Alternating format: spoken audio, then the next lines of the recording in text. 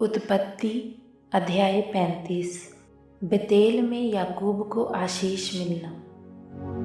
और परमेश्वर ने याकूब से कहा, यहाँ से कूच करके बेतेल को जा और वहीं रह और वहाँ परमेश्वर के लिए वेदी बना, जिसने तुझे उस समय दर्शन दिया जब तू अपने भाई एसाव के डर से भागा जाता था।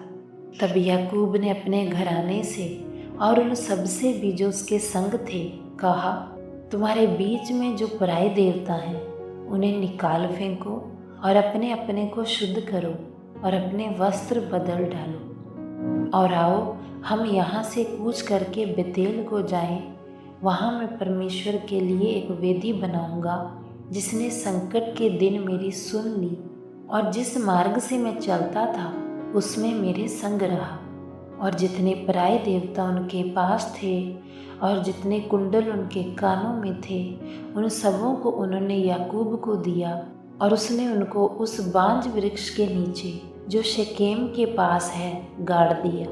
और उन्होंने कूच किया और उनके चारों ओर के नगर निवासियों के मन में परमेश्वर की ओर से ऐसा भय समा गया कि उन्होंने याकूब के पुत्रों का पीछा ना किया। अतः याकूब उन सब समेत जो उसके संग थे कनान देश के लूज नगर को आया। वह नगर बेतेल भी कहलाता है। और वहाँ उसने एक वेदी बनाई और उस स्थान का नाम एल बेतेल रखा, क्योंकि जब वह अपने भाई के डर से भागा जाता था तब परमेश्वर उस पर वहीं प्रकट हुआ था। और रिबका की पिलाने हरिधाई दबोरा मर गई और बेतेल के नीचे बांज वृक्ष के तले उसको दफना दिया और उस बांज वृक्ष का नाम एलोन बकोत रखा गया।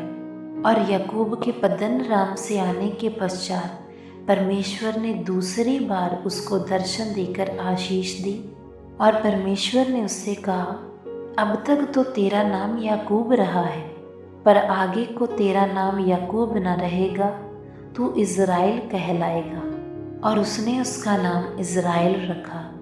फिर परमेश्वर ने उससे कहा, मैं सर्वशक्तिमान परमेश्वर हूँ, तू बलवंत हो और बढ़े, और तुझसे एक जाति वर्ण जातियों की एक मंडली भी उत्पन्न होगी, और तेरे वंश में राजा उत्पन्न होंगे। और जो देश मैंने अब्राहम और इजहाक को दिया है वही देश तुझे देता हूँ, और तेरे पीछे तेरे वंश को भी दूंगा। और परमेश्वर उस स्थान में जहाँ उसने याकूब से बातें की उसके पास से ऊपर चढ़ गया। और जिस स्थान में परमेश्वर ने याकूब से बातें की वहाँ याकूब ने पत्थर का एक खंभा खड़ा किया और उस पर अर्घ देकर तेल डाल दिया।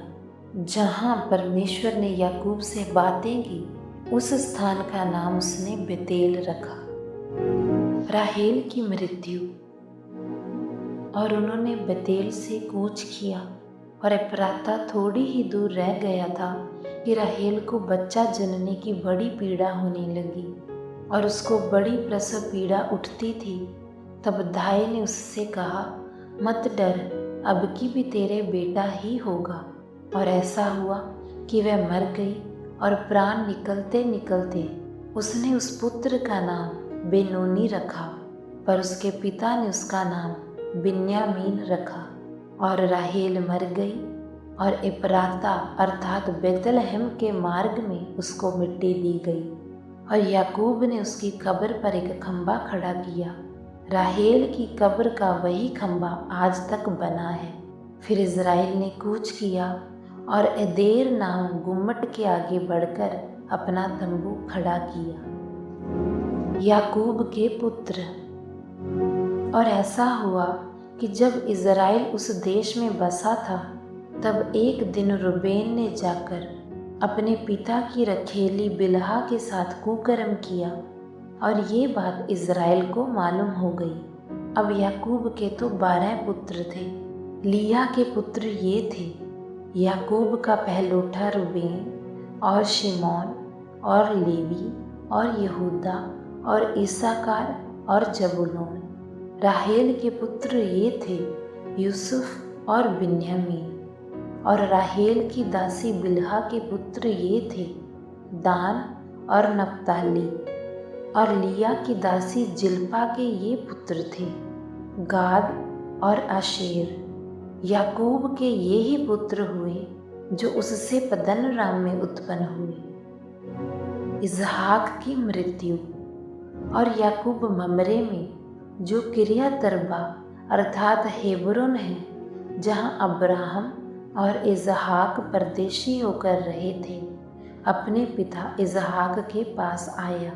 और इसहाक की आयु 180 वर्ष हुई। और इसहाक का प्राण छूट गया और वह मर गया, और वह बूढ़ा और पूरी आयु का होकर अपने लोगों में जा मिला। और उसके पुत्र एसाव और याकूब ने उसको मिट्टी दी।